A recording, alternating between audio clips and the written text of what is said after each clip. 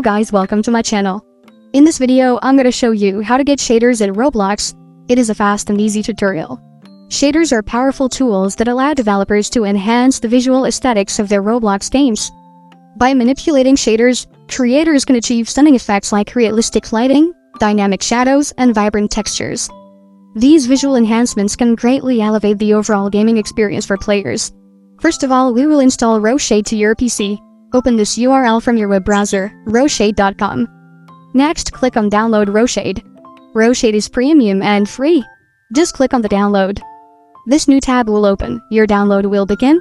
Give it some time, then look for the installer. Click on it to open, then click Install, then click on Next. Here you will need to choose the preset, then click Install. Depending on your PC, this will take some time for it to be installed in the PC. Once installed, you can use your Roblox to test the experience. So, if you're looking to elevate the visual quality of your Roblox creations, exploring shaders is definitely worth your time and effort. By following these easy steps, you will have been able to get shaders in Roblox.